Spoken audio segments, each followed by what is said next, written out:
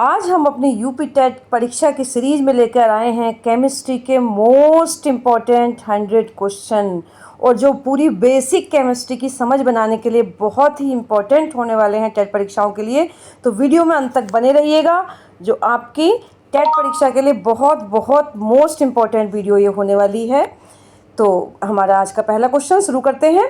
निम्नलिखित में से किसके अणुओं के बीच आकर्षण बल अधिकतम होता है?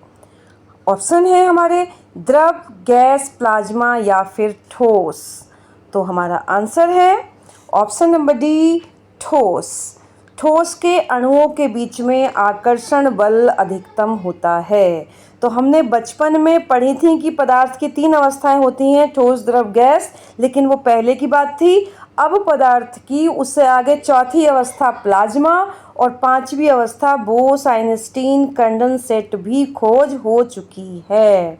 तो अब चलते हैं अपने नेक्स्ट क्वेश्चन पे। हमारा नेक्स्ट क्वेश्चन है, पदार्थ की वह अवस्था जिसमें इलेक्ट्रॉन अलग अलग परमाणुओं से जुड़े होने के बजाय क्लाउड में मुक्त रहते हैं, क्या कहलाती है? ऑप्शन हमारे हैं तरल, गैस, प्लाज्मा या फिर ठोस। तो ये होती है हमारी प्लाज्मा, यानी कि पदार्थ की चौथी अवस्था। ये आयनित गैस की अवस्था है। इसमें कण स्वतंत्र रहते हैं और अत्यधिक ऊर्जावान रहते हैं। फ्री कंडीशन में यहाँ पर इलेक्ट्रॉन रहते हैं। अब नेक्स्ट क्वेश्चन, प्लाज्मा को प्राय पदार्थ की अवस्था कहा जाता है? चौथी, 9वीं, 8वीं या फिर 6ठी? तो हमारा आंसर है चौथी अवस्था। प्लाज्मा पदार्थ की चौथी अवस्था कहलाती है। बाकी 3 अवस्थाएं तो बचपन से ही पढ़ी गई थी कि ठोस, द्रव और गैस, और चौथी अवस्था हमारी है प्लाज्मा की अवस्था। इसमें आयनित गैस की अवस्था होती है। कण बहुत स्वतंत्र और मुक्त रहते हैं, काफ़ी ज़्यादा एनर्जी इनके अंदर होती है। अब चलते हैं नेक्स्ट क्वेश्चन पर। दूध एक है पदार्थ, मिश्रण, तत्व या फिर परमाणु? तो हमारा आंसर है ऑप्शन नंबर बी, मिश्रण। दूध क्या है? दूध एक मिश्रण है। इसमें जल, वसा, प्रोटीन, कार्बोहाइड्रेट, इन घटकों का अनुपात रहता है और निश्चित नहीं होता है। तो इसलिए क्या है, ये एक मिश्रण है। अब चलते हैं नेक्स्ट क्वेश्चन पे। हमारा नेक्स्ट क्वेश्चन है, निम्नलिखित में से कौन से विकल्प में समांगी मिश्रण है? हमारे ऑप्शन हैं विलयन, कॉलाइड, निलंबन, दूध, टूथपेस्ट, लवणीय जल या पीतल। अगला ऑप्शन कॉलाइड, निलंबन, दूध या फिर टूथपेस्ट। अगला है विलयन, लवणीय जल या फिर पीतल। विलयन, कॉलाइड, दूध, टूथपेस्ट, लवणीय जल या फिर पीतल। तो हमारा आंसर है ऑप्शन नंबर सी। जो हमारा समांगी मिश्रण है वो ये सब हैं, विलयन, लवणीय जल और पीतल। तो देखिए, ये जो है समांगी मिश्रण किसे कहते हैं? समांगी मिश्रण जो होता है, जो मिश्रण का हम कोई भी हिस्सा ले लें, प्रत्येक भाग का जो कंपोजिशन है, जो संगठन है, वो समान होता है और कणों को अलग अलग देखना संभव नहीं होता है। तो इसमें जो ये विलयन आया, विलयन हमेशा ही क्या होता है? समांगी होता है। जैसे लवणीय जल हो गया, जैसे हमने जल में अगर नमक घोला है तो वो क्या है? समांगी मिश्रण हो जाता है, क्योंकि कोई भी आप एक बूंद भी अगर लोगे घुले जल की तो वो सेम, सब में सेम है, समांगी, पूरी तरह घुल जाता है। ये लवणीय जल हो गया। इसी तरह से पीतल है, पीतल में तांबा और जिंक दोनों की मिश्र धातु है, दोनों का अनुपात बिल्कुल निश्चित है। कोई भी पीतल का छोटा सा हिस्सा भी अगर तोड़ोगे किसी टुकड़े में से तो सबका क्या है? एक जैसा कंपोजिशन है। तो ये कहलाते हैं हमारे समांगी मिश्रण। और बाकी के उसमें जो है कुछ ना कुछ ऐसा है, जैसे कोलाइड है। यहाँ पर कोलाइड हमारा क्या होता है? कोलाइड विलयन में विषमांगी होता है। कोलाइड विलयन क्या होता है? विषमांगी होता है। जैसे कि वसा और पानी का विषमांगी मिश्रण, मतलब उसमें क्या है कि एक जैसा नहीं मिलता है। अगर हमने कोई कोलाइड जिसे कहेंगे कि अगर हमने एक हिस्सा लिया उस मिश्रण का तो उसमें कंपोजिशन कुछ और बैठेगा, दूसरा हुआ तो यानी कि कहीं कम कहीं ज़्यादा, तो वो चीज़ होती है विषमांगी मिश्रण। और कोलाइडी विषमांगी, मात्र कोलाइडी ही इसमें सब में है, तो इसलिए इसका ऑप्शन होगा ऑप्शन नंबर सी। अब चलते हैं अपने नेक्स्ट क्वेश्चन पे। हमारा नेक्स्ट क्वेश्चन है, केरोसिन और पेट्रोल के मिश्रण को किसके द्वारा सर्वोत्तम रूप से पृथक किया जा सकता है? हमारे ऑप्शन हैं उदुपातन, पृथक्कारी की, प्रभाजी आसवन या फिर संपीडन और शीतलन। तो हमारा आंसर है ऑप्शन नंबर सी, प्रभाजी आसवन।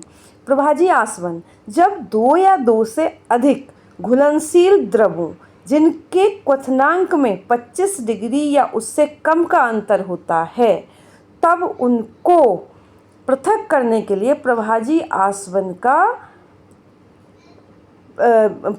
आसवन विधि का प्रयोग किया जाता है। केरोसिन और पेट्रोल ये दोनों के दोनों ही क्या हैं, आपस में पूरी तरह घुलनशील द्रव हैं और इनके क्वथनांकों में भी काफ़ी कम अंतर है।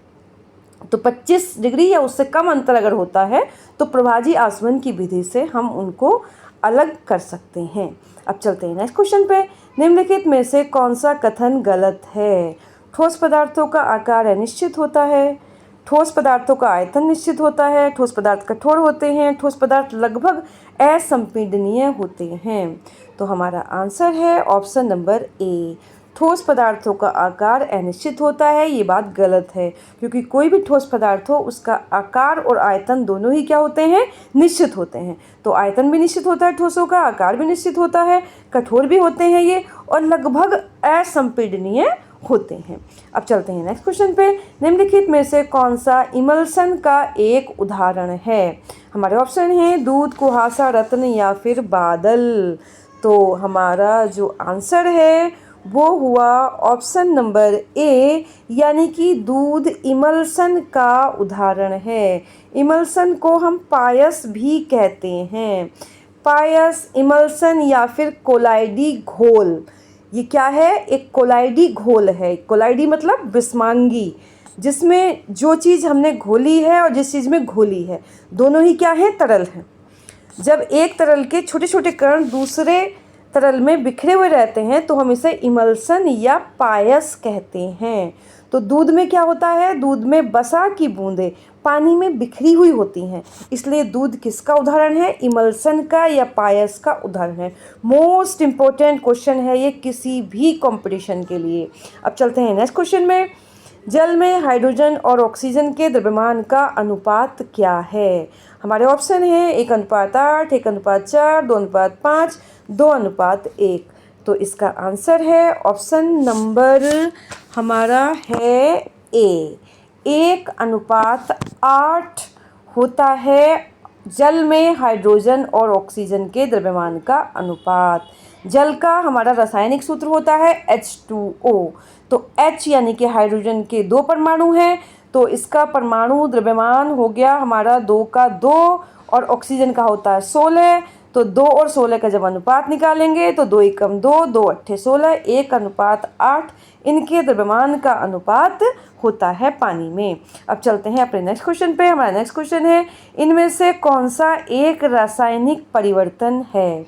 मक्खन का खट्टा होना, CO2 से सूखी बर्फ बनाना, एक प्लेटिनम तार का गर्म होना या फिर लोहे का चुंबकीयकरण। तो हमारा आंसर है ऑप्शन नंबर ए, मक्खन का खट्टा होना एक रासायनिक परिवर्तन है। तो रासायनिक परिवर्तन क्या होते हैं? 2 तरह के परिवर्तन होते हैं हमारे, एक भौतिक परिवर्तन, एक रासायनिक परिवर्तन। भौतिक परिवर्तन वो होते हैं कि किसी वजह से परिवर्तन हुआ और जब कुछ दशाएं बदली तो फिर से दूसरी अपनी पुरानी अवस्था में जब कोई द्रव्य वापस आ जाता है तो उसका जो परिवर्तन है भौतिक परिवर्तन कहलाता है। जैसे कि पानी से बर्फ़ बनना, अगर टेम्परेचर कम हुआ बर्फ़ बना और फिर से उसका टेम्परेचर बढ़ा तो क्या बन गया? वो द्रव बन गया। तो ये पानी से बर्फ़ और बर्फ़ से पानी, ये क्या हो गई? भौतिक परिवर्तन। लेकिन मक्खन का खट्टा होना एक रासायनिक परिवर्तन है, क्योंकि मक्खन अगर खट्टा हो गया तो दोबारा से वो अपनी पुरानी ताज़ी अवस्था में वापस नहीं आ सकता। और बाकी जितने भी ऑप्शन हैं, CO2 से सूखी बर्फ़ बनना, प्लेटिनम तार का गर्म होना, लोहे का चुंबकीकरण, इनमें से कोई भी स्थायी नहीं है। ये सब वापस आकर फिर से अपनी पुरानी अवस्था को प्राप्त कर लेते हैं। अब चलते हैं नेक्स्ट क्वेश्चन पे। किस नियम के अनुसार स्थिर तापमान पर गैस का आयतन दाब के व्युत्क्रमानुपाती होता है? हमारे ऑप्शन हैं बॉयल का नियम, चार्ल्स का नियम, गैसुलेक का नियम या फिर ग्राहम का नियम। तो हमारा आंसर है ऑप्शन नंबर ए, बॉयल का नियम। तो याद आ गया होगा बॉयल का नियम, 9th क्लास से पढ़ा हुआ है कि स्थिर तापमान पर, ताप क्या रहना है? स्थिर रहना है। किसी गैस की निश्चित मात्रा का जो आयतन है यानी कि B, उसके दाब के व्युत्क्रमानुपाती होता है। B प्रोपोर्शनल टू 1/P, या फिर V into P is equal to क्या रहेगा, एक नियतांक रहेगा। यह है किसका नियम, बॉयल का नियम, और स्थिर तापमान पर ये लगता है। अब चलते हैं नेक्स्ट क्वेश्चन पे। हमारा नेक्स्ट क्वेश्चन है 1662 ईस्वी में प्रतिपादित निम्नलिखित में से कौन से नियम से ये निष्कर्ष निकाला गया कि दाब और आयतन का गुणनफल लगभग स्थिर रहता है। तो अभी पीछे के क्वेश्चन में इसी की बात हुई थी, दाब और आयतन यानी कि V और P का गुणनफल क्या रहता है, नियतांक रहता है। तो अभी पीछे इसी पे बात हुई है, और ये कौन सा नियम था हमारा, बॉयल का नियम, और ये कब प्रतिपादित हुआ था, 1662 ईस्वी में। तो 1662 ईस्वी में बॉयल ने प्रतिपादित किया कि निश्चित तापमान पर, अभी पीछे बताया था पिछले क्वेश्चन में, निश्चित तापमान पर किसी गैस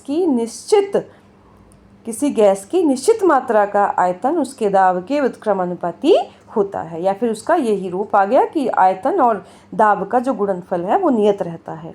अब चलते हैं नेक्स्ट क्वेश्चन पे। एक इलेक्ट्रॉन में ऋणात्मक आवेश होता है 1.6 × 10⁻18, 1.6 × 10⁻16, 1.6 × 10⁻18, 1.6 × 10⁻19। तो हमारा आंसर है ऑप्शन नंबर डी। एक इलेक्ट्रॉन में ऋणात्मक जो आवेश होता है वो होता है 1.6 × 10⁻19 कूलाम। अब चलते हैं नेक्स्ट क्वेश्चन पे। न्यूट्रॉन के अतिरिक्त सभी परमाणुओं के नाभिक में मौजूद होते हैं। हमारे ऑप्शन है कार्बन, नाइट्रोजन, न्यूट्रॉन डैश के अतिरिक्त सभी परमाणुओं के नाभिक में मौजूद होते हैं। ये हमारे ऑप्शन है कार्बन, नाइट्रोजन, हाइड्रोजन और ऑक्सीजन। यानी कि हमसे पूछा गया था कि इनमें से कौन सा ऐसा है जिसके नाभिक में न्यूट्रॉन नहीं है। तो क्वेश्चन को ध्यान से पढ़ के समझना भी है। तो हमारा आंसर है ऑप्शन नंबर सी, क्योंकि इसमें क्या होता है, बाकी सबके नाभिक में क्या है, न्यूट्रॉन मौजूद हैं। केवल हाइड्रोजन एक ऐसा है जिसमें क्या है, केवल क्योंकि इसका परमाणु क्रमांक 1 है, द्रव्यमान संख्या भी 1 है, परमाणु क्रमांक 1 है, तो केवल एक प्रोटॉन इसके अंदर होता है, न्यूट्रॉन कोई भी नहीं होता है। इसके अलावा कार्बन है, कार्बन में 6 प्रोटॉन और 6 न्यूट्रॉन है। नाइट्रोजन है, नाइट्रोजन में 7 प्रोटॉन और 7 न्यूट्रॉन है।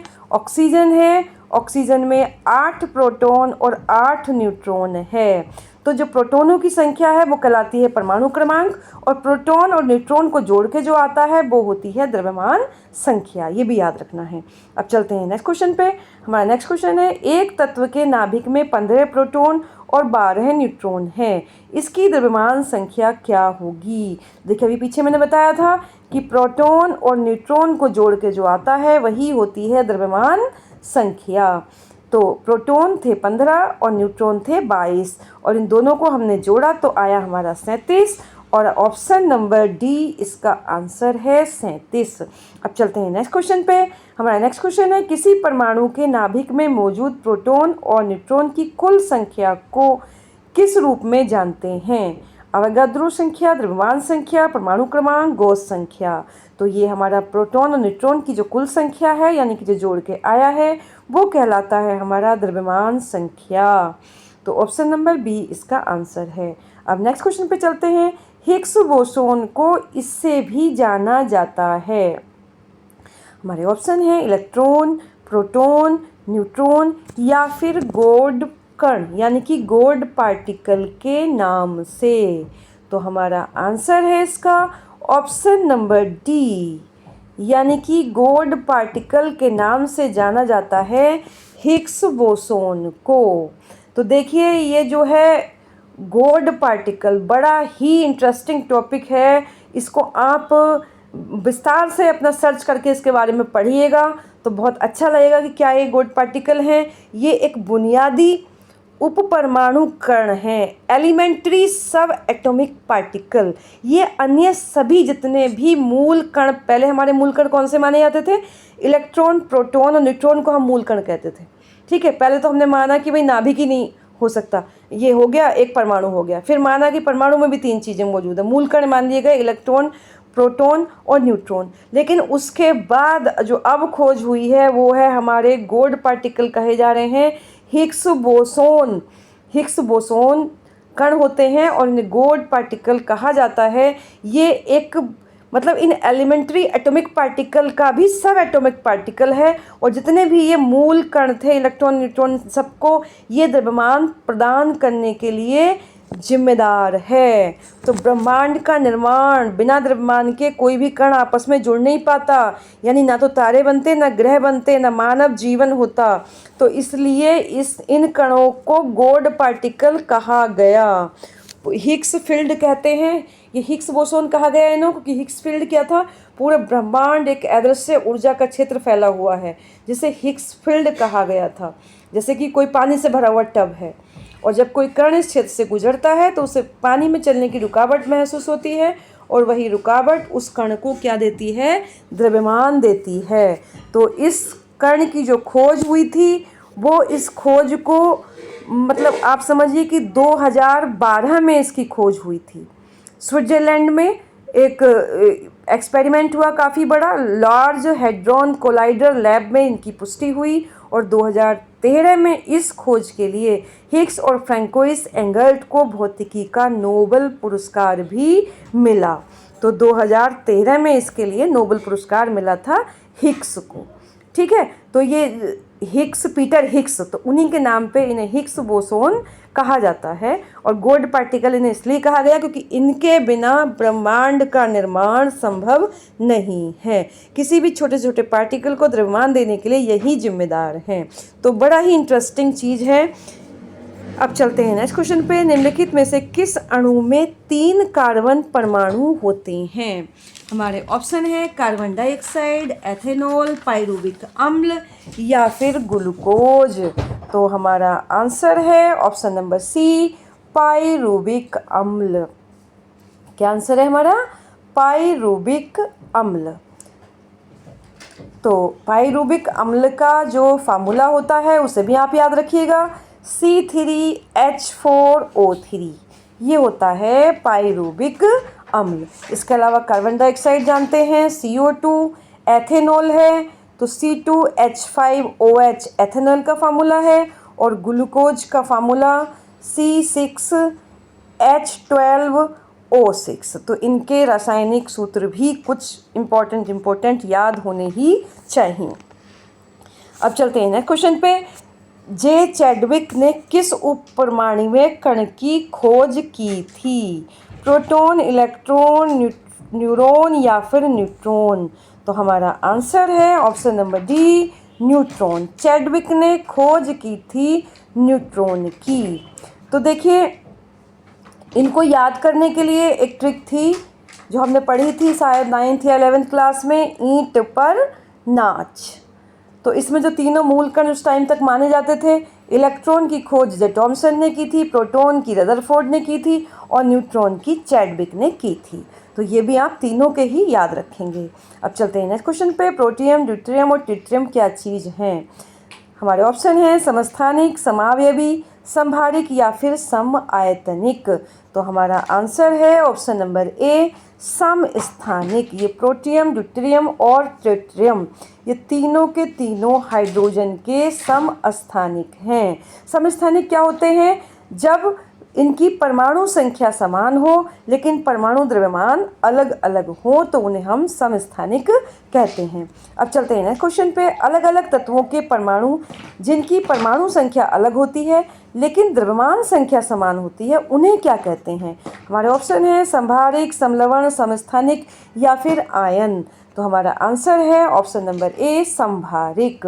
जिनकी परमाणु संख्या अलग और द्रव्यमान संख्या एक जैसी होती है वो समभारिक कहलाते हैं। अब चलते हैं नेक्स्ट क्वेश्चन पे। हमारा नेक्स्ट क्वेश्चन है, एक परमाणु द्रव्यमान की इकाई किसके बराबर होती है? 1.6 × 10⁻27 किलोग्राम, 16 × 10⁻27 किलोग्राम, 1.6 × 10⁻27 किलोग्राम या फिर 0.16 × 10⁻27 किलोग्राम।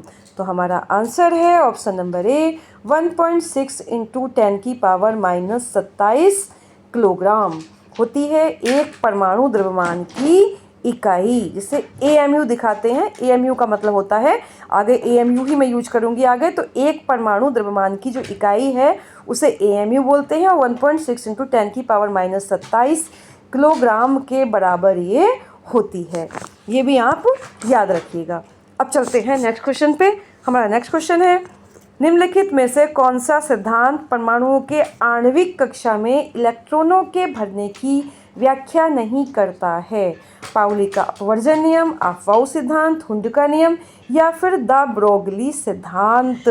तो हमारा आंसर है option number D, the Broglie सिद्धांत हमारा इलेक्ट्रॉनों के भरने की व्याख्या नहीं करता है। बाकी जितने भी हैं, ये पाउली का अपवर्जन सिद्धांत, अफबाउ सिद्धांत और हुंड का नियम, ये सभी परमाणुओं की आणविक कक्षा में इलेक्ट्रॉनों के भरने की व्याख्या करते हैं कि किस तरह से इलेक्ट्रॉन कक्षाओं में रहते हैं।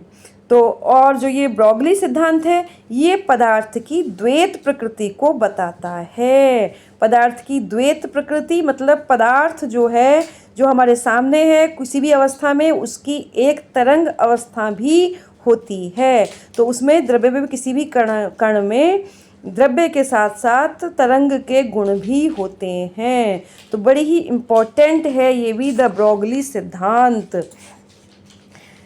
नेक्स्ट क्वेश्चन पे आते हैं हम। लोहे का इलेक्ट्रॉनिक विन्यास है, हमारे ऑप्शन है 3d5, 4s1, 3d6, 4s2, 3d10 या 4s1, 3d3 या 4s2। तो हमारा आंसर है इसका option number B 3d6, 4s2। तो ये हमारा लोहे का ये है इलेक्ट्रॉनिक विन्यास है। तो इसमें ये अफबाउ के नियम के अनुसार भरा हुआ है। इसमें इलेक्ट्रॉन कम ऊर्जा वाले कक्षकों में पहले भरते हैं, ठीक है। तो उसी के अकॉर्डिंग जेड यानी कि 26 का ये हमारा होता है, जो कितना बैठता है 3d6 और 4s2 बैठता है ये, ठीक है। तो ये आप जो है ये इसमें क्योंकि काफ़ी बड़ा ये है, अफबाउ के नियम के अनुसार भरा हुआ है, इसको आप एक बार ज़रूर देख लेना। नेक्स्ट क्वेश्चन, 4D कक्षक के लिए कोणीय और त्रिज्यीय पातों की संख्या होती है। हमारे ऑप्शन हैं 2 और 1, 1 और 2, 3 और 1 या फिर 4 और 0। तो हमारा आंसर है ऑप्शन नंबर ए 2 और 1।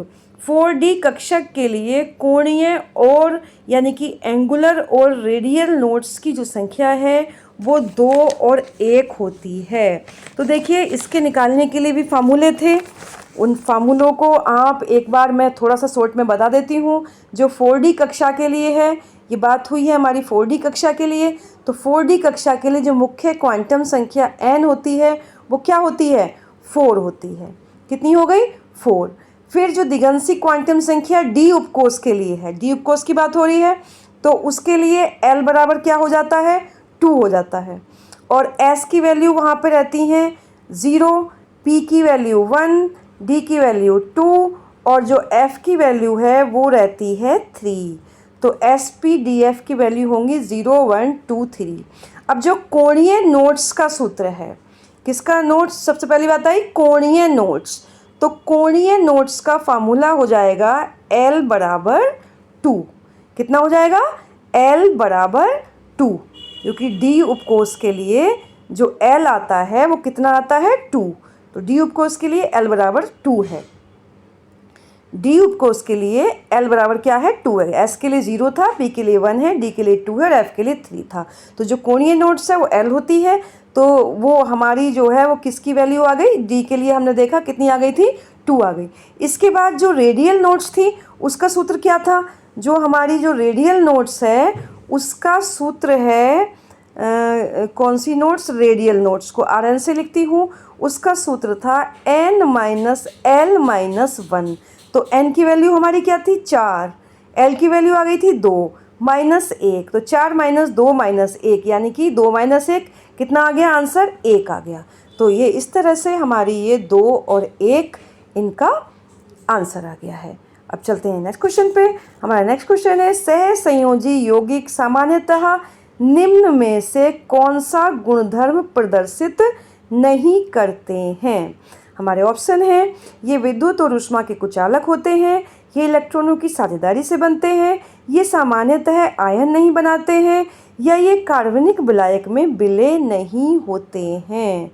तो जो हमारा आंसर है वो है ऑप्शन नंबर डी, यानी कि जो सहसंयोजी यौगिक होते हैं वो कार्बनिक विलायक में विलय नहीं होते हैं। ठीक है, तो जो सहसंयोजी यौगिक हैं वो हमारे, देखिए सामान्यतः क्या पूछा है कि कौन से गुणधर्म प्रदर्शित नहीं करते हैं। तो सहसंयोजी यौगिकों के जो गुणधर्म होते हैं ये क्या होते हैं? विद्युत और ऊष्मा के कुचालक ही होते हैं, इसलिए ये बात क्या है? सही है। ये इलेक्ट्रॉनों की साझेदारी से बनते हैं, ये बात भी सही है। ये सामान्यतः आयन नहीं बनाते हैं, ये बात भी सही है। ठीक है, लेकिन ये क्या है? ये कार्बनिक विलायक में विलय नहीं होते हैं, ये बात गलत है, क्योंकि ये क्या होते हैं? उसमें विलय होते हैं। एक नियम चलता है, समान समान को घोलता है, तो उसके नियम से जो सहसंयोजी यौगिक हैं वो कार्बनिक विलायकों में विलय होते हैं। ठीक है, कार्बनिक विलायकों में क्या होते हैं? विलय होते हैं। लेकिन पानी जैसे ध्रुवीय विलायक में क्या होंगे? ये अघुलनशील होंगे। ठीक है, क्योंकि सहसंयोजिक यौगिक जो होते हैं वो अध्रुवीय या कम ध्रुवीय होते हैं, और कार्बनिक विलायक भी अध्रुवीय या कम ध्रुवीय होते हैं, और समान में समान घुलता है, ये नियम लगता है। तो इसलिए सहसंयोजी यौगिक कार्बनिक विलायक में विलय हो जाते हैं, जबकि इसमें दिया है नहीं होते हैं, तो ये नहीं करते हैं। अब चलते हैं अपने नेक्स्ट क्वेश्चन पे। निम्न में से कौन सा आयनिक यौगिक नहीं है? CaCl2, NaCl, MgCl2 या फिर CO2? तो हमारा आंसर है ऑप्शन नंबर डी, यानी कि कार्बन डाइऑक्साइड आयनिक यौगिक नहीं है, बल्कि ये एक सहसंयोजिक यौगिक है। कैसा है? सहसंयोजी यौगिक है, ये आयनिक यौगिक है। MgCl2 आयनिक यौगिक है, NaCl आयनिक यौगिक है, CaCl2 आयनिक यौगिक है, ये सब आयनिक है, ये आयनिक नहीं है बल्कि सहसंयोजी यौगिक है। अब चलते हैं नेक्स्ट क्वेश्चन पे। निम्न में से किसमें सहसंयोजी बंध नहीं होंगे? मैग्नीशियम क्लोराइड, अमोनिया, मीथेन या फिर ऑक्सीजन? तो हमारा आंसर है ऑप्शन नंबर ए, मैग्नीशियम क्लोराइड में सहसंयोजी बंध नहीं होंगे, क्योंकि ये क्या है? एक आयनिक यौगिक है। अब चलते हैं नेक्स्ट क्वेश्चन पे। दी गई रासायनिक अभिक्रिया में फेरस सल्फेट का रंग कैसा होता है? तो फेरस सल्फेट का रंग कैसा होता है? किसी भी अभिक्रिया में जो फेरस सल्फेट का रंग है वो होता है हमारा हरा। तो ऑप्शन नंबर ए इसका आंसर है। फेरस सल्फेट का रंग कैसा होता है? हरा होता है। अब चलते हैं नेक्स्ट क्वेश्चन पे। जब मैग्नीशियम को हवा की उपस्थिति में जलाया जाता है तो बनने वाला उत्पाद क्या होता है? Magnesium chloride, magnesium sulphate, magnesium oxide या फिर मैग्नीशियम कार्बोनेट? तो हमारा आंसर है option number C, magnesium oxide. इसको हवा में, यानी कि जब ऑक्सीजन से इसकी क्रिया होगी तो मैग्नीशियम ऑक्साइड उत्पाद प्राप्त हो जाता है। अब चलते हैं नेक्स्ट क्वेश्चन पे। हमारे नेक्स्ट क्वेश्चन है, कैल्शियम फॉस्फेट का आणविक सूत्र क्या है?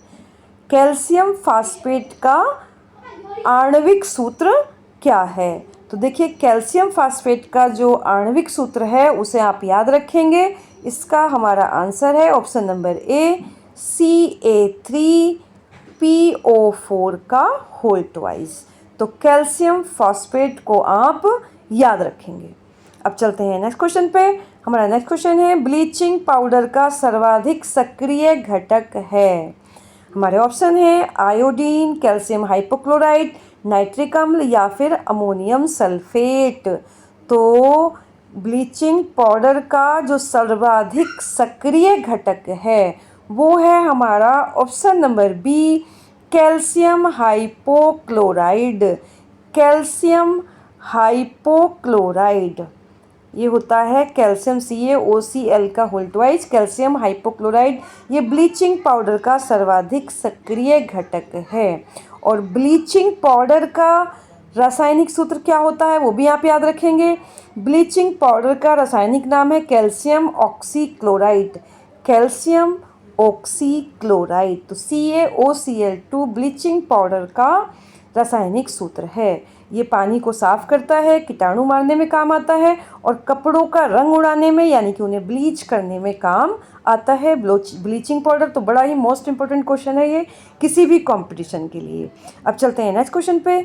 जब जिंक के कण तनु सल्फ्यूरिक अम्ल के साथ अभिक्रिया करते हैं तो बनने वाला उत्पाद क्या होगा? ZnSO4, ZnCl2, N2 गैस यानी कि नाइट्रोजन गैस या फिर ऑक्सीजन गैस। तो देखिए जब जिंक यानी कि Zn के साथ सल्फ्यूरिक एसिड यानी कि H2SO4 की क्रिया होती है तो ये Zn मिल जाता है ये SO4 के साथ यानी कि ZnSO4 बनता है और प्लस H2 गैस मुक्त हो जाती है।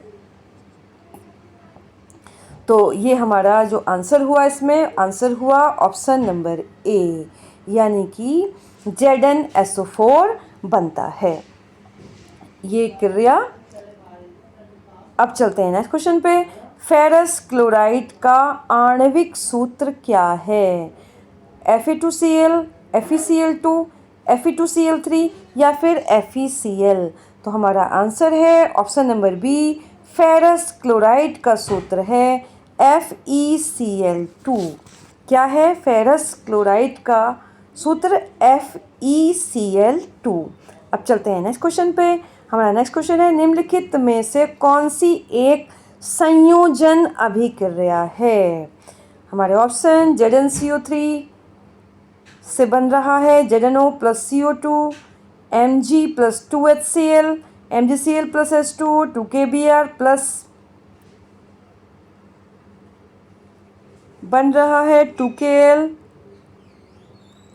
प्लस BaBr2 और H2 प्लस Cl2 बन रहा है 2HCl। तो हमारा आंसर है ऑप्शन नंबर इसका हुआ हमारा ऑप्शन नंबर ए यानी कि ZnCO3 से बन रहा है ZnO प्लस CO2। तो ये हमारी कैसी अभिक्रिया है? संयोजन अभिक्रिया है। नहीं, सॉरी, ये संयोजन अभिक्रिया नहीं है। निम्नलिखित में से कौन एक संयोजन अभिक्रिया है? तो संयोजन अभिक्रिया हमारी होती क्या है? संयोजन अभिक्रिया वो होती हैं जब दो तत्व मिलकर एकल उत्पाद बनाते हैं। तो देखिए एकल उत्पाद बन रहा है हमारा ऑप्शन नंबर 4 में H2 और Cl2 मिलके बन रहा है 2HCl। तो जब दो तत्व मिलकर एकल उत्पाद बनाते हैं तो वो होता है हमारी संयोजन क्रिया। क्या कहलाती है? संयोजन क्रिया। तो ये अभिक्रियाएं कई तरह की होती हैं। एक वियोजन होती है यानी कि एक अभिकारक अब ये जो ऊपर वाला था ये वियोजन अभिक्रिया थी। एक तत्व है और दो तत्वों में वो टूट गया। एक अभिकारक टूटकर दो उत्पाद बनाता है तो वो कैसी हो गई? वियोजन हो गई। फिर इसके बाद एक होती है विस्थापन। अधिक क्रियाशील कम क्रियाशील को हटाता है और वहाँ पे लग जाता है कि विस्थापन हुआ। जैसे ये हो गया आपका ये MgCl2, ये यहाँ से इसको हटाया और ये लग गया तो ये विस्थापन अभिक्रिया हो गई। द्विविस्थापन उसका आयनों का आपस में आदान प्रदान होता है द्विविस्थापन में, और ये मैंने बताई थी ये क्या होती थी? संयोजन अभिक्रिया। तो ये अभिक्रियाओं के प्रकार भी आप याद रखेंगे। अब चलते हैं नेक्स्ट क्वेश्चन पे। निम्नलिखित में से कौन सी अभिक्रिया उष्माशोषी एंडोथर्मिक अभिक्रिया का एक उदाहरण है? हमारे ऑप्शन है पानी में सोडियम हाइड्रोक्साइड का घुलना, फेरस सल्फेट का अपघटन, सल्फ्यूरिक अम्ल का तनुकरण या फिर प्राकृतिक गैसों का जलना। तो हमारा आंसर है option number B, ferrous sulphate का अपघटन एक उष्माशोषी अभिक्रिया है। तो उष्माशोषी अभिक्रिया क्या होती है? बाहरी वातावरण से इसमें ऊष्मा का अवशोषण होता है। तो जो फेरस सल्फेट है ये 2FeSO4 क्रिया इस तरह से होगी कि जब 2FeSO4 है बाहरी वातावरण से ये ऊष्मा इसमें आएगी यानी कि ये प्रयोग होगी ऊष्मा का और ये इसका अपघटन हो जाएगा और क्रिया बन जाएगी Fe2O3 प्लस SO2 और प्लस हो जाएगा SO3। तो ये हमारी जो क्रिया होगी वो उष्मा शोषी यानी कि बाहरी वातावरण से उष्मा का अवशोषण होता है। इसी तरह से जैसे ये उष्मा शोषी अभिक्रिया है, ऐसे ही उष्मा क्षेपी होती हैं। तो ये दो तरह की उष्मा शोषी और उष्मा क्षेपी, ये भी आप ध्यान रखिएगा। उष्मा शोषी में बाहर से उष्मा ली गई है और उष्मा क्षेपी में पैदा होती है। क्या होती है? गर्मी पैदा होती है, यानी कि उष्मा निकलती है। ठीक है, उसमें उष्मा निकलती है। और उष्मा शोषी यानी कि बाहर से उष्मा का शोषण होता है, उसमें उष्मा मुक्त होती है, उष्मा क्षेपी है। तो दो तरह की अभिक्रियाएं होती हैं, उष्मा शोषी, उष्मा क्षेपी। अब चलते हैं नेक्स्ट क्वेश्चन पे। हमारा नेक्स्ट क्वेश्चन है, किसी तत्व की संयोजन शक्ति क्या कहलाती है? हमारे ऑप्शन है परमाणुकता, अणुभारता, सामान्यता या फिर संयोजकता। तो हमारा आंसर है ऑप्शन नंबर डी, संयोजकता। किसी भी तत्व के परमाणु की अन्य परमाणुओं के साथ जुड़ने या संयोजन करने की जो क्षमता होती है वो संयोजकता कहलाती है, और ये उसके बाहरी कक्ष में मौजूद इलेक्ट्रॉनों की संख्या पर निर्भर करती है। अब चलते हैं नेक्स्ट क्वेश्चन पे। किसी परमाणु की बाहरी कक्षा में इलेक्ट्रॉनों की संख्या पूर्ण होती है तो उसकी संयोजकता कितनी होगी? तो आंसर है हमारा ऑप्शन नंबर डी, यानी कि 0। तो जब किसी परमाणु की बाहरी कक्षा में जो इलेक्ट्रॉनिक विन्यास होता है उसकी संख्या पूर्ण है तो उसकी संयोजकता क्या होगी? 0 होगी, यानी कि वो क्या है? बिल्कुल अक्रियाशील तत्व होगा। ठीक है, क्योंकि बाहरी कक्षा उसकी पूरी है तो वो रासायनिक रूप से पूरी तरह से क्या है? स्थिर है। अक्रिय गैसें जो आती हैं जिनमें बाहरी इलेक्ट्रॉन बिल्कुल पूरे हैं, उनमें कमी नहीं है और फालतू भी नहीं है, वो तो बाहर किसी से भी संयोग नहीं करते, तो उनकी संयोजकता 0 होती है और ये नोबेल गैसें कहलाती हैं, अक्रिय गैसें हैं ये। अब चलते हैं नेक्स्ट क्वेश्चन पे। निम्नलिखित में से किस तत्व में 3 संयोजी इलेक्ट्रॉन होते हैं? हमारे ऑप्शन है ए, Al, Ag, Au या फिर Ca। तो हमारा आंसर है ऑप्शन नंबर ए, यानी कि एल्युमिनियम। एल्युमिनियम में इसका जो एल्युमिनियम का परमाणु क्रमांक है वो 13 होता है। 13 होता है तो इसके इलेक्ट्रॉनिक विन्यास 2, 8 और 3। तो बाहरी कक्षा में इसके कितने होते हैं? 3 इलेक्ट्रॉन होते हैं। अब चलते हैं नेक्स्ट क्वेश्चन पे। हमारा नेक्स्ट क्वेश्चन है, ऑक्सीकरण क्या होता है? रासायनिक अभिक्रिया के दौरान पदार्थ का हाइड्रोजन ग्रहण करना, पदार्थ का ऑक्सीजन ग्रहण करना, ऑक्सीजन त्यागना या फिर पदार्थ का ऑक्सीजन और हाइड्रोजन दोनों को त्यागना। तो हमारा आंसर है ऑप्शन नंबर बी, रासायनिक अभिक्रिया के दौरान पदार्थ का ऑक्सीजन ग्रहण करना ऑक्सीकरण कहलाता है। यानी कि जब कोई भी पदार्थ ऑक्सीजन को ग्रहण कर लेता है तो किसी भी क्रिया में, तो वो क्रिया ऑक्सीकरण कहलाती है। ऑक्सीजन के साथ क्रिया ऑक्सीकरण कहलाती है। तो इसमें ऑक्सीजन का ग्रहण होता है या फिर इसमें क्या होता है, साथ साथ ऑक्सीजन, ज़्यादातर केसों में यही होता है कि ऑक्सीजन ग्रहण हो रही है और हाइड्रोजन का क्या हो रहा है? त्याग हो रहा है। तो ऑक्सीडेशन में हमेशा क्या होगा? ऑक्सीकरण ग्रहण होगी और हाइड्रोजन का क्या होगा? त्याग होगा। इसके विपरीत ये ऑक्सीडेशन हुई, रिडक्शन या अपचयन जिसे कहते हैं, उसमें क्या होगा? उसमें ऑक्सीजन का त्याग होता है और हाइड्रोजन का ग्रहण होता है। ये भी आप याद रखेंगे। अब चलते हैं नेक्स्ट क्वेश्चन पे। किसी रासायनिक अभिक्रिया में जब कोई पदार्थ हाइड्रोजन ग्रहण करता है तो इस प्रक्रिया को कहा जाता है? तो अभी मैंने इसको बताया था पिछले क्वेश्चन में ही कि जब हाइड्रोजन ग्रहण होगा तो वो क्रिया क्या कहलाएगी? अपचयन कहलाएगी। यानी कि इसमें ऑक्सीजन का त्याग और हाइड्रोजन का क्या होता है? ग्रहण होता है। अब चलते हैं नेक्स्ट क्वेश्चन पे। आवर्त सारणी का आविष्कार किसने किया? तो हमारे option Newton, Dmitri Mendeleev, Graham Bell या फिर मैडम क्यूरी। तो हमारा आंसर है ऑप्शन नंबर बी, मेंडलीफ ने आवर्त सारणी का आविष्कार किया। तो देखिए, ये आवर्त सारणी का आविष्कार उसी का अगला क्रम है जिसको हमारे प्राचीन साहित्य में पंचभूत कहा गया, कि जो कुछ भी है पंचभूत है। तो उन्हीं पंचभूत का वर्गीकरण करते करते आवर्त सारणी तक हम आ पहुँचे। पहले कम तत्व थे, उसमें संख्या तत्वों की बढ़ती ही जा रही है। यानी कि जिसको पहले हम, जैसे इलेक्ट्रॉन हुआ, उसको हम मूल कण समझते थे, लेकिन उसके बाद भी क्या निकल के आ गया? उसका वर्गीकरण होके गॉड पार्टिकल पे आ चुके हैं। तो इसमें भी तत्वों की संख्या लगातार बढ़ती जा रही है, लगातार खोज जारी है। अब नेक्स्ट क्वेश्चन पे, न्यूलैंड्स के अष्टक नियम के अनुसार निम्नलिखित में से किसमें सोडियम के समान गुण हैं? बेरिलियम, मैग्नीशियम, कैल्शियम या फिर लिथियम? तो हमारा आंसर है option number D, lithium. Newland का अष्टक नियम ये है कि तत्वों को बढ़ते परमाणु भार के क्रम में रखने पर हर 8वें तत्व के गुण मतलब कैसे रखना है? बढ़ते परमाणु भार के क्रम में जब रखेंगे तो हर 8वें तत्व के गुण पहले तत्व जैसे होते हैं। तो जो लिथियम है उसका स्थान जिस तरह से हम करेंगे इनको परमाणु परमाणु भार के क्रम में जब हम रखेंगे तो लिथियम का स्थान सोडियम 8वां तत्व होता है। ये लिथियम के बाद 8वां तत्व क्या होता है? सोडियम होता है। तो इसलिए इनके रासायनिक गुण समान होते हैं। अब चलते हैं नेक्स्ट क्वेश्चन पे। हमारा नेक्स्ट क्वेश्चन है, आधुनिक आवर्त सारणी में कुल कितने आवर्त और समूह हैं? तो 9 आवर्त, 7 समूह, 18 या 7, 7, 9 या फिर 7 और 18?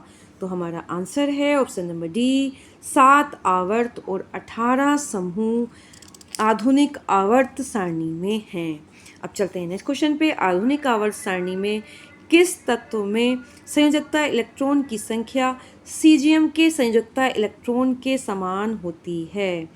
तो एल्युमिनियम, बेरियम, कैल्शियम या फिर पोटेशियम? हमारा आंसर है ऑप्शन नंबर डी, पोटेशियम। आवर्त सारणी में जो पोटेशियम है इसकी संयोजकता इलेक्ट्रॉनों की संख्या सीजियम के संयोजकता इलेक्ट्रॉनों के समान होती है। दोनों ही क्षार धातुएं हैं और इनकी संयोजकता कितनी होती है? 1 होती है। अब चलते हैं नेक्स्ट क्वेश्चन पे। हमारा नेक्स्ट क्वेश्चन है, निम्नलिखित में से कौन सी एक क्षारीय मृदा धातु नहीं है? हमारे ऑप्शन है CaBe, Mg या फिर Na। तो हमारा आंसर है ऑप्शन नंबर डी, Na यानी कि सोडियम। ये क्या है? ये एक क्षार धातु है, ना कि क्षारीय मृदा धातु। ये क्या है? क्षारीय धातु है। क्या है ये? क्षारीय धातु है, समूह 1 का तत्व है। जबकि क्षारीय मृदा धातुएं जो होती हैं वो सब क्या हैं? समूह 2 के तत्व हैं। और इनमें ये हमारी जो ये बेरिलियम हो गई, कैल्शियम है ये, और ये मैग्नीशियम हो गई, ये सब की सब क्षारीय मृदा धातुएं हैं। अब चलते हैं नेक्स्ट क्वेश्चन पे। क्षारीय मृदा धातुओं के परमाणु क्रमांक के अनुसार निम्नलिखित में से कौन सा सही क्रम है? हमारे ऑप्शन सामने स्क्रीन पे हैं। Ba, Mg, Ca, Sr और Be, इन्हीं का क्रम हमें लिखना है। सही क्रम में परमाणु क्रमांकों के सही क्रम में हमें लिखना है। तो हमारा आंसर है ऑप्शन नंबर है इसका बी। हमारा आंसर है ऑप्शन नंबर बी, Be। तो देखिए Be, इसका जो परमाणु क्रमांक है, बेरिलियम है ये, इसका परमाणु क्रमांक 4 है। इसके बाद मैग्नीशियम है, उसका परमाणु क्रमांक 12 है। इसके बाद कैल्शियम है, उसका परमाणु क्रमांक 20 है। और इसके बाद ये स्ट्रोंशियम है, इसका परमाणु क्रमांक 38 है। और लास्ट में आया हमारा Ba यानी कि बेरियम, इसका परमाणु क्रमांक 56 है। तो इस तरह से ये परमाणु क्रमांकों के आरोही क्रम में लगे हुए हैं। अब चलते हैं नेक्स्ट क्वेश्चन पे। हमारे नेक्स्ट क्वेश्चन है, Li, Na और K जैसे तत्व किससे संबंधित हैं? क्षारीय मृदा धातु समूह, हैलोजन समूह, सोने समूह या फिर क्षारीय धातु समूह? तो हमारा आंसर है ऑप्शन नंबर डी, क्षारीय धातु समूह के सदस्य हैं लिथियम, सोडियम और पोटेशियम। ये सब क्षारीय धातु हैं और ग्रुप ए में ये आते हैं, पहले समूह में। अब चलते हैं नेक्स्ट क्वेश्चन पे। इन कॉलमों को सुमेलित कीजिए। सामान्य नाम है इनके, और इधर जो राइट साइड में है वो समूह का नाम है कि कौन से समूह में ये आती हैं। तो क्षारीय धातु हैं, क्षारीय मृदा धातु हैं, हैलोजन हैं, नोबल हैं। तो इन्हें हमें जोड़े इनके मिलाने हैं। तो देखिए इनके जोड़े आप ध्यान रखिएगा। जो क्षारीय धातु है वो हमारी आती है ग्रुप ए में। तो ए से क्या मिल जाएगा हमारा? ऑप्शन नंबर 4 मिलेगा। क्षारीय धातु किस में है? ग्रुप ए में है। और अभी पीछे भी मैंने बताया है क्षारीय धातु, क्षारीय मृदा धातु दोनों का आ चुका है। क्षारीय धातु ग्रुप ए में है और क्षारीय मृदा धातु किस में है? ग्रुप बी में है। इसके बाद हैलोजन आए, हैलोजन ग्रुप 17 में है, तो हैलोजन को किससे मिला देंगे? 17 से मिला देंगे। और नोबल गैसें यानी कि अक्रिय गैसें ये कौन से में है? ये समूह 18 में है। तो इनके समूह आप मेन चीज़ों के समूह तो आप ज़रूर से ज़रूर ही ध्यान रखिएगा। अब चलते हैं नेक्स्ट क्वेश्चन पे। जब दूध खट्टा हो जाता है तो किसका उत्पादन होता है? लैक्टोस, लैक्टिक अम्ल, सैलिसिलिक अम्ल या फिर लिनोलिक अम्ल? तो हमारा आंसर है option number B, lactic acid. तो ये भी मोस्ट इम्पोर्टेंट क्वेश्चन है, बहुत ही कंपटीशन में ये आया हुआ, बार बार ये क्वेश्चन आता है। तो दूध खट्टा होता है तो लैक्टिक एसिड के कारण हो जाता है। अब चलते हैं नेक्स्ट क्वेश्चन पे। निम्नलिखित में से सबसे दुर्बल अम्ल है? फार्मिक अम्ल, बेंजोइक अम्ल, ऑक्जेलिक अम्ल या फिर हाइड्रोक्लोरिक अम्ल? तो हमारा आंसर है ऑप्शन नंबर बी, बेंजोइक अम्ल सबसे दुर्बल अम्ल है। जो ये अम्ल दिए हुए हैं ये सब क्या है? इन सब में सबसे दुर्बल अम्ल बेंजोइक एसिड है। कोई भी अम्ल जितनी आसानी से अपना हाइड्रोजन आयन दान करता है वो उतना ही प्रबल होता है, और जो अम्ल आयनित ही नहीं होता पूरी तरह वो क्या है? वो दुर्बल अम्ल है। अब चलते हैं नेक्स्ट क्वेश्चन पे। हमारा नेक्स्ट क्वेश्चन है, टमाटर में मुख्यतः कौन सा अम्ल पाया जाता है? कार्बनिक अम्ल, एसिटिक अम्ल, ऑक्जेलिक अम्ल या फिर टार्टरिक अम्ल? तो हमारा आंसर है ऑप्शन नंबर सी, टमाटर में ऑक्जेलिक अम्ल पाया जाता है। तो ये भी याद रखिएगा आप, इस तरह के क्वेश्चन बहुत आते हैं। ऑक्जेलिक अम्ल टमाटर में, और ये आपका जो एसिटिक एसिड है ये सिरके में पाया जाता है। टार्टेरिक एसिड इमली और अंगूर में पाया जाता है। ठीक है, ये याद रखिएगा, बिल्कुल पूरी तरीके से इनको आप याद रखिएगा। अब चलते हैं नेक्स्ट क्वेश्चन पे। निम्नलिखित में से कौन सा अम्ल फलों या सब्जियों में नहीं पाया जाता है?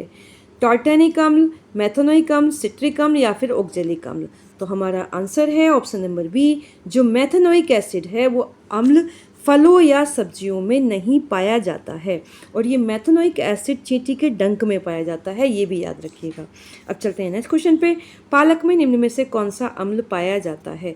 फार्मिक अम्ल, लैक्टिक अम्ल, सिट्रिक अम्ल या फिर ऑक्जेलिक अम्ल? तो हमारा आंसर है ऑप्शन नंबर डी, ऑक्जेलिक अम्ल पालक में पाया जाता है। अब नेक्स्ट क्वेश्चन, निम्नलिखित में से कौन सा सही सुमेलित नहीं है? टमाटर में अम्ल, फार्मिक अम्ल, संतरे में सिट्रिक, अंगूर में टार्टरिक, बासी मक्खन में ब्यूटरिक अम्ल? तो हमारा आंसर है ऑप्शन नंबर ए, टमाटर में पाए जाने वाला अम्ल फार्मिक अम्ल नहीं होता है। अभी पिछले क्वेश्चन में बता चुके हैं, और बाकी जो जितने भी हैं सबके सब सही हैं। संतरे में सिट्रिक अम्ल पाया जाता है, अंगूर इमली में टार्टरिक था और बासी मक्खन में ब्यूटरिक अम्ल पाया जाता है। इन्हें भी आप याद रखिएगा। अब नेक्स्ट क्वेश्चन, निम्नलिखित में से कौन सा प्रकृति में क्षारीय है? HCl, HNO3, H2SO4 या फिर NaOH?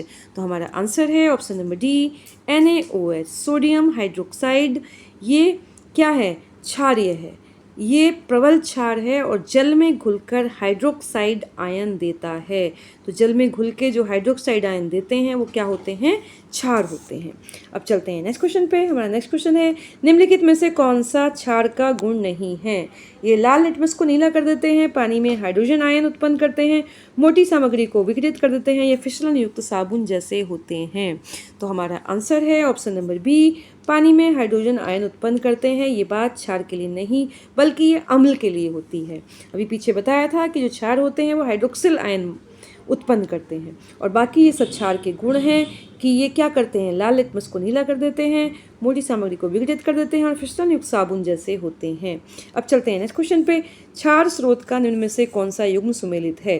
कैल्शियम हाइड्रोक्साइड साबुन, sodium hydroxide milk of magnesia, ammonium hydroxide खिड़की साफ करने वाला पदार्थ, या फिर मैग्नीशियम हाइड्रोक्साइड चूना जल? तो हमारा आंसर है ऑप्शन नंबर सी, अमोनियम जो हाइड्रोक्साइड है वो खिड़की साफ करने वाला पदार्थ है।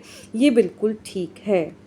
कैल्शियम हाइड्रोक्साइड, कैल्शियम हाइड्रोक्साइड का रासायनिक सूत्र होता है CaOH का होल ट्वाइज, ये चूने का जल होता है। सोडियम हाइड्रोक्साइड यानी कि NaOH, ये क्या है? ये साबुन है।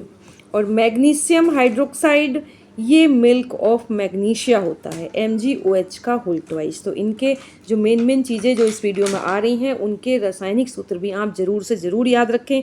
इस वीडियो में मैंने पूरी कोशिश की है कि पूरी बेसिक केमिस्ट्री कवर हो जाए, और इससे अगली मैं प्रीवियस ईयर के क्वेश्चन की वीडियो बनाऊंगी। तो केमिस्ट्री आपकी जो यूपी टेट के स्तर की है वो पूरी की पूरी इन दोनों वीडियो में बिल्कुल कवर हो जाएगी अच्छे से। आप इस चीज़ के लिए बिल्कुल बेफिक्र रहें और मेरी वीडियो को लगातार सुनते रहें। अब हमारा नेक्स्ट क्वेश्चन है, उदासीनीकरण अभिक्रिया में निम्न में से कौन से उत्पाद बनते हैं? अवक्षेप, क्षारक, अम्ल, जल, लवण, अम्ल या फिर लवण और जल। तो हमारा आंसर है ऑप्शन नंबर डी, लवण और जल। उदासीनीकरण अभिक्रिया में हमेशा लवण और जल ही उत्पाद बनते हैं, क्योंकि उदासीनीकरण अम्ल और क्षार की जो क्रिया आपस में होती है, जब अम्ल और क्षार एक दूसरे से क्रिया करते हैं तो वो एक दूसरे के प्रभाव को नष्ट कर देते हैं और उस क्रिया को उदासीनीकरण कहते हैं। उसमें हमेशा लवण और जल होते हैं, उत्पाद उसका लवण और जल ही हमेशा आता है। तो देखिए एक सिंपल सा मैं एग्जाम्पल इसमें दे देती हूँ, आप इसको ध्यान कर लीजिएगा। देखिए ये अम्ल है HCl और ये है हमारा क्षार NaOH। जब इनकी क्रिया होगी तो ये NaCl बनेगा जो कि लवण है, सोडियम क्लोराइड, और साथ में पानी H2O। ये तो हमेशा लवण और जल उत्पाद होता है जब अम्ल और क्षार क्रिया करते हैं, और उसी क्रिया को उदासीनीकरण क्रिया कहते हैं। अब चलते हैं नेक्स्ट क्वेश्चन पे। वे अम्ल और क्षारक कौन से हैं जो सोडियम हाइड्रोजन कार्बोनेट का निर्माण करते हैं? HCl NaOH, H2CO3 NaOH, HCl NaCl या फिर H2CO3 एंड Na2CO3। तो हमारा आंसर है ऑप्शन नंबर बी, H2CO3 और NaOH। तो H2CO3 और NaOH की क्रिया से हाइड्रोजन कार्बोनेट का निर्माण होता है। तो H2CO3 प्लस NaOH की जब क्रिया होगी तो हमारा जो उत्पाद होगा वो मिलेगा हमें NaHCO3 और प्लस ये हो जाएगा हमारा NaHCO3 आया, NaHCO3 और प्लस क्या बन गया, ये वही पानी बन गया। ठीक है, तो ये वही उत्पाद हुआ लवण और जल, अम्ल और क्षार। अब चलते हैं नेक्स्ट क्वेश्चन पे। मिल्क ऑफ मैग्नीशिया में डुबोने पर पीएच पेपर का रंग हल्का नीला हो जाता है। ये क्या दर्शाता है कि मिल्क ऑफ मैग्नीशिया है, दुर्बल अम्ल है, दुर्बल क्षारक है, उदासीन है या फिर प्रबल अम्ल है? तो हमारा आंसर है ऑप्शन नंबर बी, दुर्बल क्षारक, क्योंकि क्षार की ये गुण होता है कि वो क्या कर देता है, लिटमस पेपर को नीला कर देता है। तो हल्का नीला रंग होता है, इसलिए क्षारक कैसा है, ये दुर्बल है। अब चलते हैं नेक्स्ट क्वेश्चन पे। एक मिश्रण नीले लिटमस को लाल में बदल देता है तो उसका पीएच होने की संभावना है 6, 9, 7 या फिर 8। तो देखिए ये पीएच मान पिछली वीडियो में भी शायद आया था कि, और नहीं आपने पिछली वीडियो अगर देखी है, मेरी फिजिक्स वाली 2 वीडियो हैं, उसमें सब कुछ कवर किया गया है। मैंने प्रीवियस ईयर क्वेश्चंस भी यूपी टेट के सारे लिए हैं और मेन बेसिक फिजिक्स सब कवर कर ली है। तो अगर आपने फिजिक्स की वीडियो नहीं देखी ज़रूर से ज़रूर उसको देख लें। तो एक मिश्रण में नीले लिटमस को लाल में जो बदलता है वो मिश्रण होता है अम्लीय। ये अम्ल की पहचान होती है कि वो नीले लिटमस को लाल कर देता है, और अम्ल का जो पीएच मान है वो 7 से क्या होता है, कम होता है। तो इसलिए इसका आंसर होगा ऑप्शन नंबर ए यानी कि 6। अब चलते हैं नेक्स्ट क्वेश्चन पे। देखिए 7 पीएच जिसका मान है वो उदासीन विलयन है, 7 से कम है तो वो क्या है, अम्लीय है, और 7 से ज़्यादा है तो क्षारीय है। अब नेक्स्ट क्वेश्चन पे। जब नीले लिटमस को किसी अज्ञात तरल में डाला जाता है और लाल हो जाता है तो वो अज्ञात तरल कौन सा है, अम्ल, नमकीन, क्षार या फिर जल? तो ये अभी मैंने बात की इसकी, तो वो क्या होगा, अम्ल होगा। अम्ल नीले लिटमस को लाल कर देता है, बिल्कुल दिमाग में बिठा लीजिएगा। अब नेक्स्ट क्वेश्चन, निम्नलिखित में से कौन सा एक गंधीय सूचक है, गुलाब, साबुन, लौंग या फिर हल्दी? तो हमारा आंसर है लौंग। लौंग एक गंधीय सूचक है। लौंग क्या है, एक गंधीय सूचक है। वो पदार्थ जिनकी गंध अम्ल या क्षारीय माध्यम में बदल जाती है उन्हें क्या कहते हैं, गंधीय सूचक कहते हैं। उनका उपयोग अम्ल और क्षार की पहचान में किया जाता है। तो जो लौंग है उसकी अम्ल में गंध वैसी की वैसी ही रहती है, लेकिन क्षार में गंध बिल्कुल क्या हो जाती है, गायब हो जाती है। तो इससे हम अम्ल और क्षार की पहचान कर सकते हैं। अब चलते हैं नेक्स्ट क्वेश्चन पे। हमारा नेक्स्ट क्वेश्चन है, निम्नलिखित में से कौन सा कथन सही है? जीव विस्तृत पीएच में जीवित रह सकते हैं। वर्षा के जल का पीएच जब 8.2 से कम हो जाता है तो वो अम्लीय कहलाती है। हमारा शरीर 7 से 7.8 पीएच के बीच कार्य करता है। मुंह का पीएच का मान 1.5 से कम होने पर दंतक्षय प्रारंभ हो जाता है। तो हमसे पूछा गया है कौन सा कथन सही नहीं है, तो हमारा आंसर है ऑप्शन नंबर सी। हमारा शरीर 7 से 7.8 पीएच के बीच कार्य करता है। तो देखिए इसमें जो पहला ऑप्शन था जीव विस्तृत पीएच में जीवित रह सकते हैं, ये बात गलत है, क्योंकि सारे के सारे जीव एक छोटा सा संकीर्ण स्तर है पीएच सीमा की, उसी में जीवित रह सकते हैं। ठीक है, वर्षा जल अगर 5.6 से कम होता है तब उसे अम्लीय कहते हैं, इसलिए ये गलत था।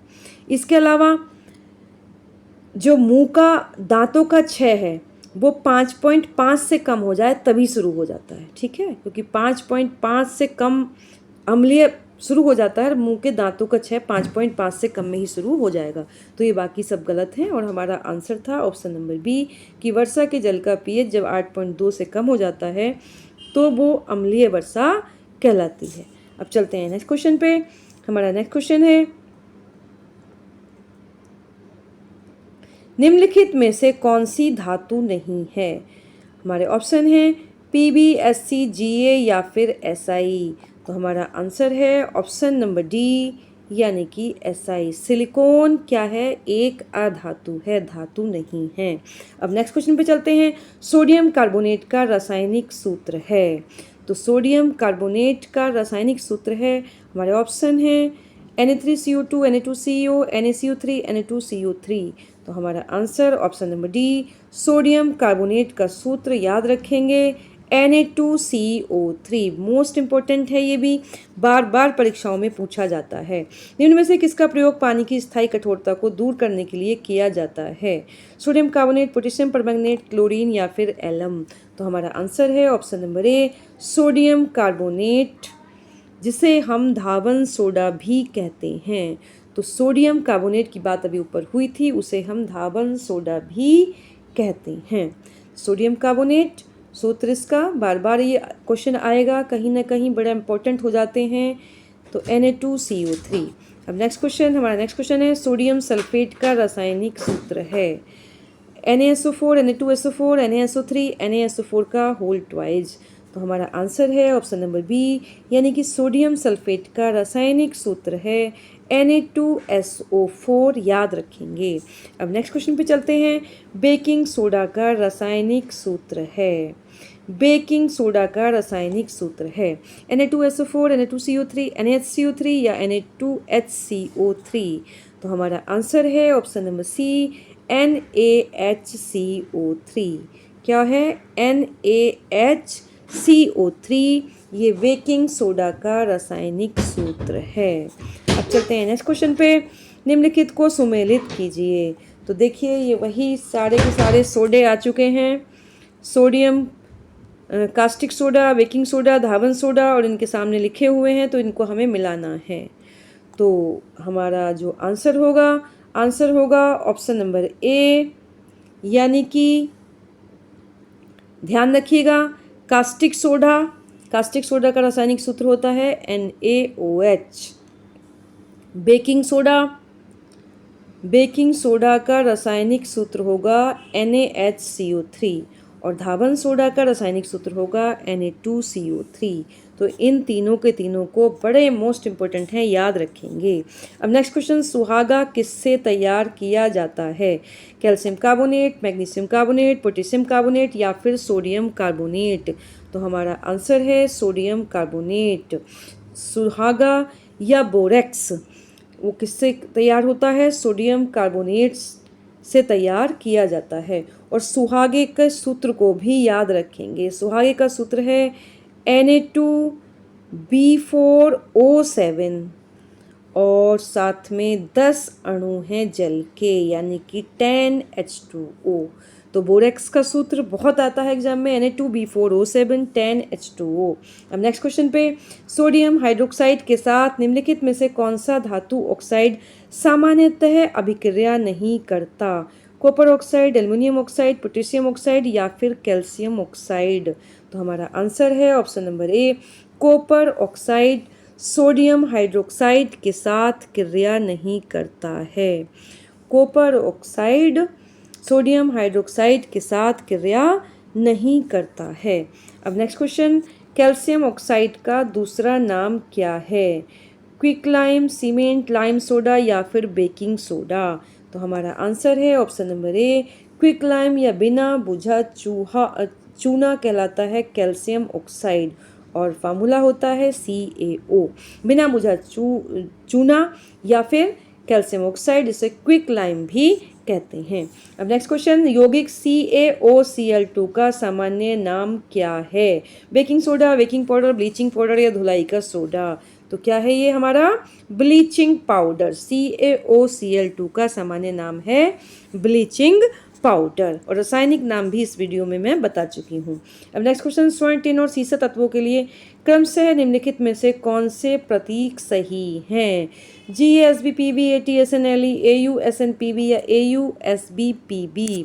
तो हमारा आंसर है ऑप्शन नंबर सी, AUSN और PB। सोने के लिए AU, टिन के लिए SN और सीसे के लिए PB। अब नेक्स्ट क्वेश्चन पे हमारा नेक्स्ट क्वेश्चन है, जंग लगे लोहे के वजन में निम्न में से कौन सा परिवर्तन होता है? ये लंबे समय तक बढ़ता है, पहले घटता है, फिर बढ़ता है, बढ़ता है, फिर घटता है, यह एक समान रहता है। तो हमारा आंसर है ऑप्शन नंबर सी, ये पहले बढ़ता है और फिर घटता है। जब लोहा में जंग लगता है तो उसका वजन पहले क्या हो जाता है? बढ़ जाता है। जंग कैसे लगता है? जंग हमारा लोहे की जो क्रिया होती है नमी की उपस्थिति में ऑक्सीजन से हो जाती है। जब लोहा नमी मिली हुई हवा से क्रिया करता है तो उसमें क्या लगता है? जंग लग जाता है। जंग के समय में क्या बनता है? एक फेरिक ऑक्साइड बन जाता है। क्या बन जाता है? Ferric oxide. तो उसकी परत लोहे के ऊपर चढ़ जाती है तो इस वजह से उसका पहले वजन बढ़ता है, लेकिन जब वो परत हटती है तो बाद में वजन घट जाता है। अब नेक्स्ट क्वेश्चन, लेड नाइट्रेट को पोटेशियम आयोडाइड के साथ मिलाने पर इनमें से कौन सा यौगिक बनता है? Lead carbide, lead iodide, lead nitrate या फिर लेड ऑक्साइड। तो हमारा आंसर है option number B, lead iodide. तो देखिए, लेड नाइट्रेट यानी कि PbNO3 का होल ट्वाइज, उसकी जब हम पोटेशियम आयोडाइड यानी कि 2Ki से जब क्रिया होती है तो बनता है PbI2 यानी कि लेड आयोडाइड, और प्लस जो बचेगा वो आएगा 2KNO3 यानी कि पोटेशियम नाइट्रेट।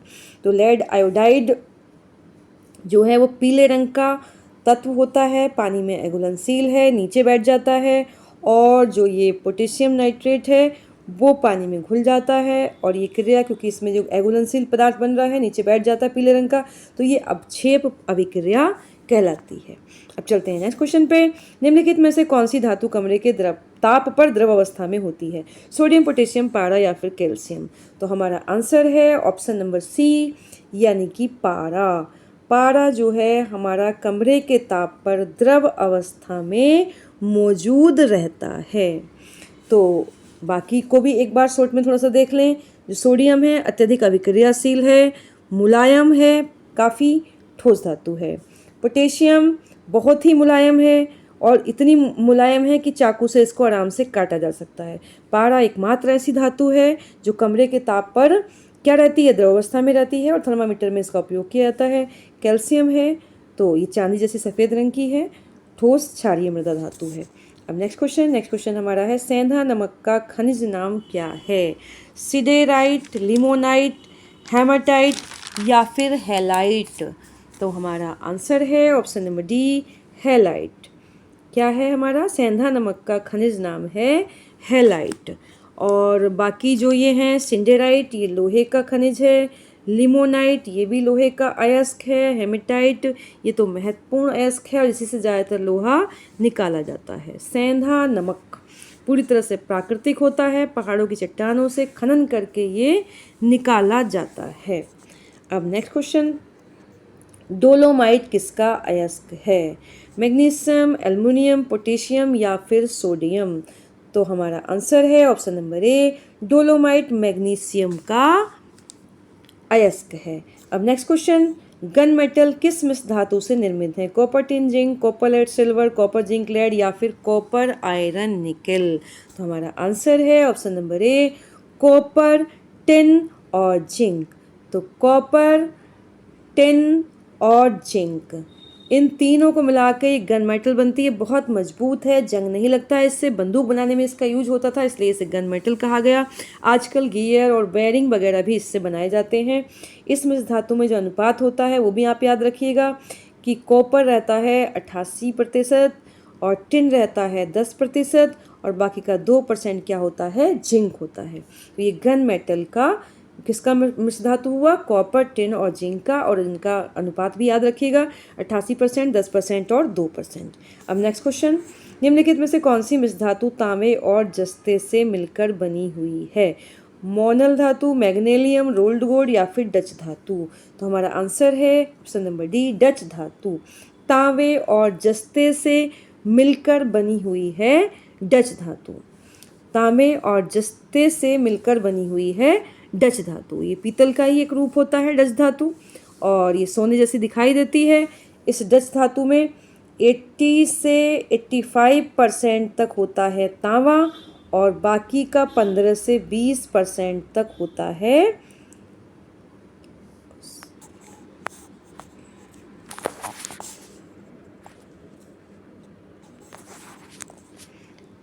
हाँ, तो ये जो है हमारा आंसर था इसका ऑप्शन नंबर डी, यानी कि डच धातु।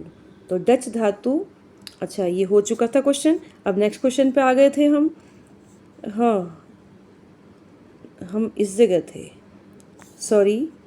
गन मेटल किस धातु से बना हुआ, ये हो गया हमारा क्वेश्चन। 83 हमारा है, कौन सी मिश्र धातु तांबे और जस्ते से बनी हुई है? तो इसका आंसर था हमारा ऑप्शन नंबर डी, डच धातु। ये पीतल जैसी धातु है, तांबे और जस्ते से बनी हुई है।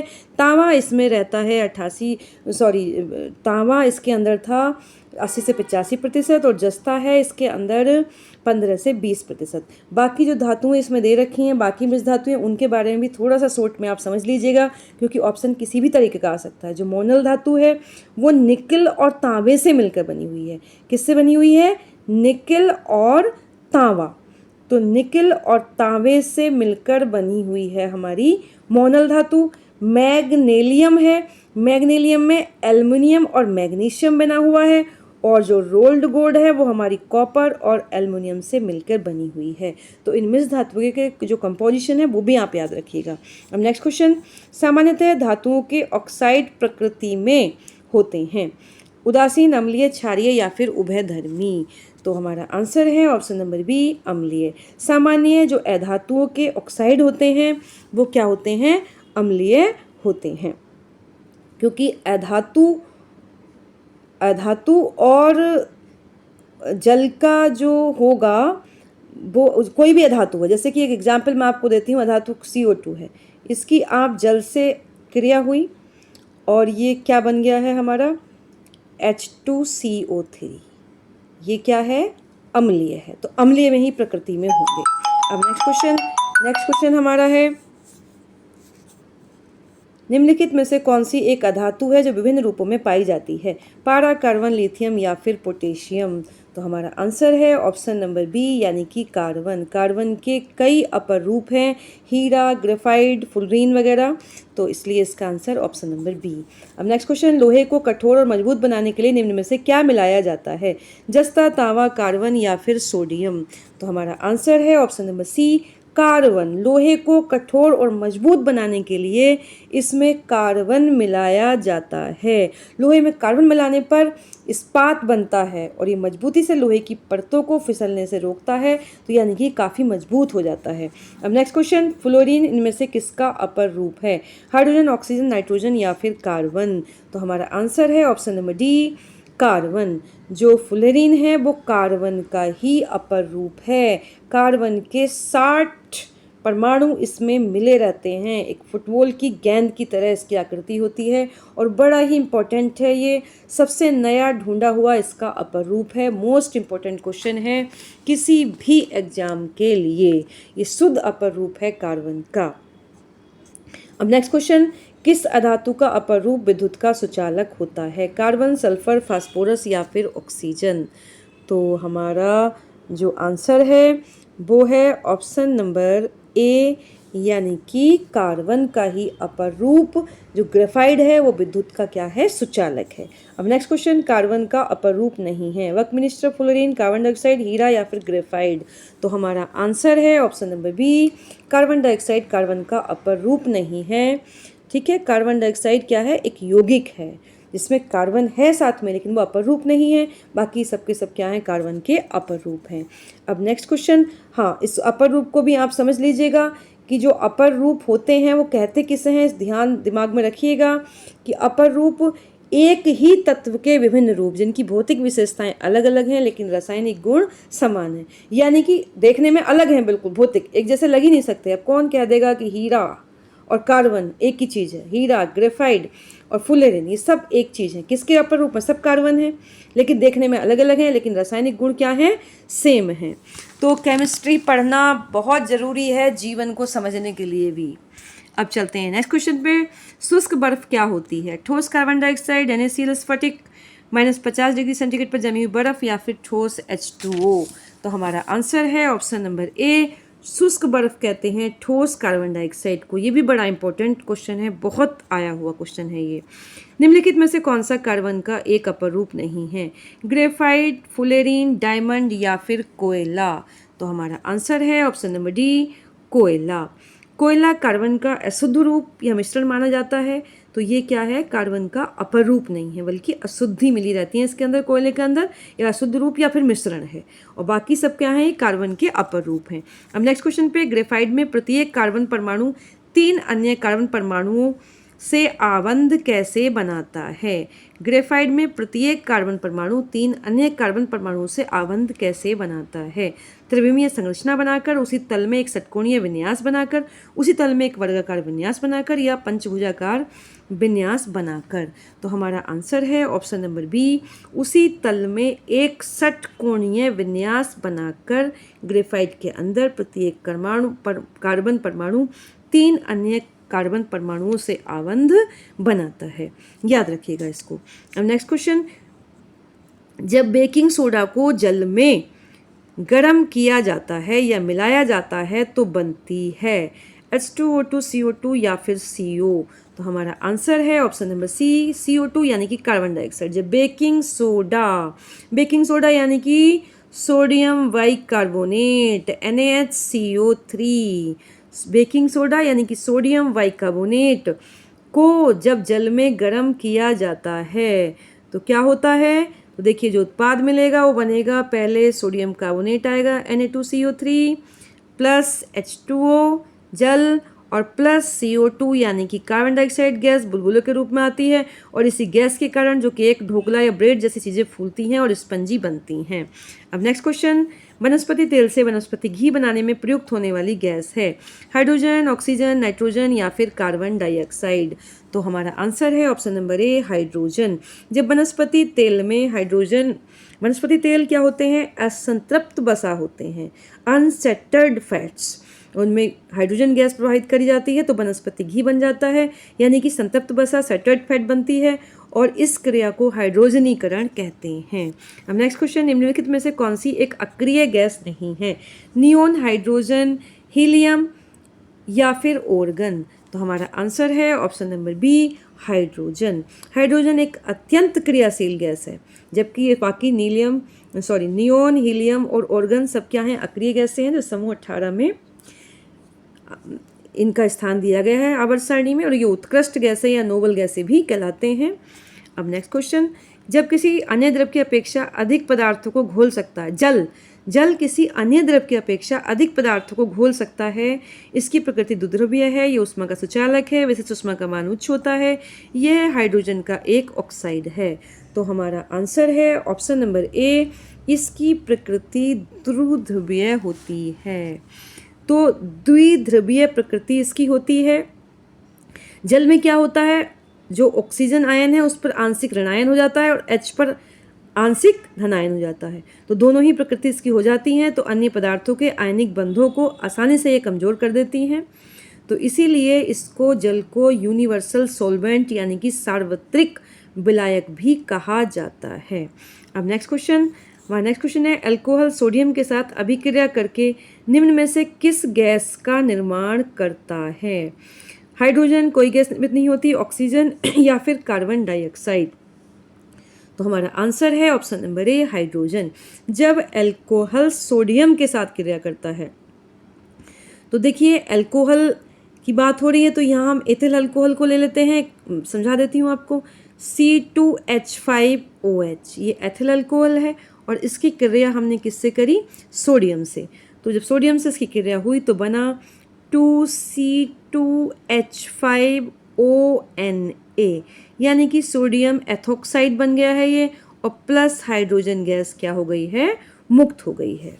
तो अब चलते हैं नेक्स्ट क्वेश्चन पे। हमारा नेक्स्ट क्वेश्चन है सोडा वाटर में कौन सी गैस पाई जाती है? फ्रायोन, हाइड्रोजन, नाइट्रोजन या फिर कार्बन डाइऑक्साइड। तो हमारा आंसर है option number D, soda water में कार्बन डाइऑक्साइड गैस पाई जाती है। पानी में उच्च दबाव पर कार्बन डाइऑक्साइड गैस को घोलकर ही सोडा वाटर बनाया जाता है और इस प्रक्रिया को कार्बोनेशन कहते हैं। इससे बुलबुले और झाग बनते हैं। कार्बन डाइऑक्साइड पानी के साथ मिलकर हल्का कार्बोनिक एसिड भी बनाती है। हल्का कार्बोनिक एसिड H2CO3 बनाती है, जिससे इसका स्वाद थोड़ा तीखा यानी कि टैंगी हो जाता है। अब हमारा नेक्स्ट क्वेश्चन है ब्रोमीन होती है रंगहीन गैस, भूरी ठोस अत्यंत ज्वलनशील गैस या फिर लाल द्रव। तो हमारा आंसर है ऑप्शन नंबर डी, लाल द्रव।